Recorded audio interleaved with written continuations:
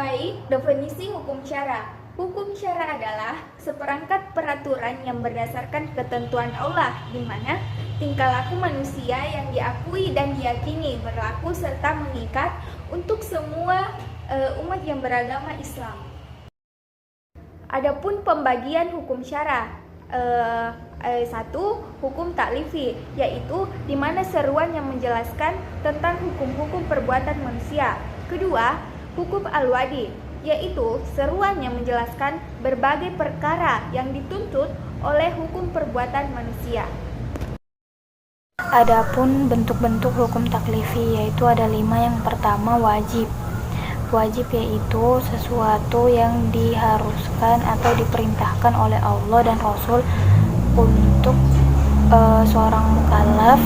Apabila dilaksanakannya akan mendapat pahala, dan apabila dilanggar akan mendapat dosa.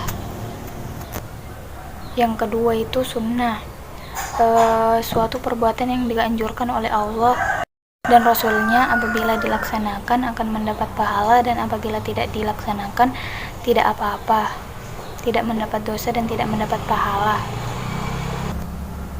Yang ketiga itu haram, adalah suatu perbuatan yang dilarang oleh Allah dan Rasulnya. Apabila ditinggalkan akan mendapat pahala, dan apabila dilanggar itu akan mendapat dosa dan diancam ke dalam neraka.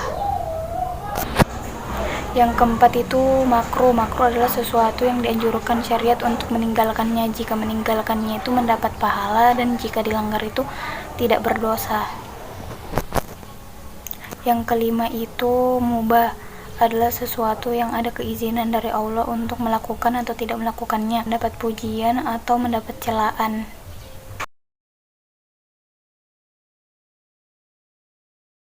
Di sini saya akan menjelaskan bentuk-bentuk hukum wadi.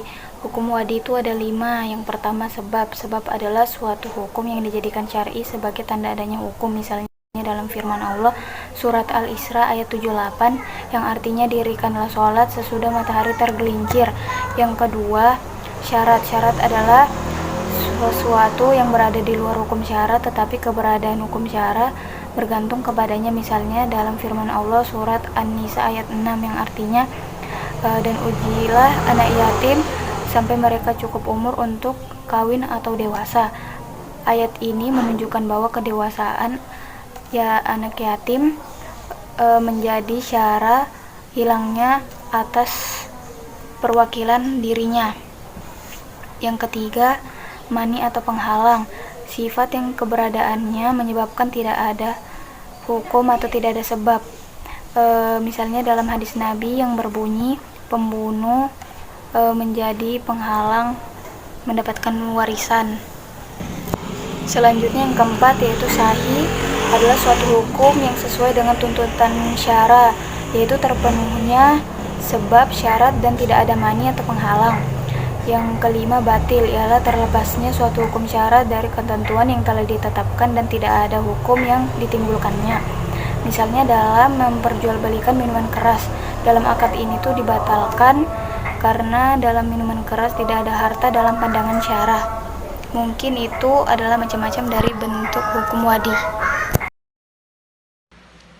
Saya akan menyebutkan contoh hukum taklifi dan contoh hukum wadi.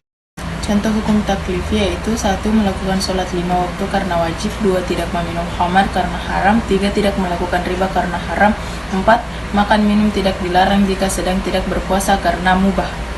Contoh hukum wadi yaitu perzinaan yang tertulis di Quran Surah An-Nur, yang mana perbuatan zina menjadi sebab munculnya hukum dera bagi pezina yang statusnya gairu muhsan atau belum menikah, dan jika orang itu berzina tentu tidak akan didera 100 kali.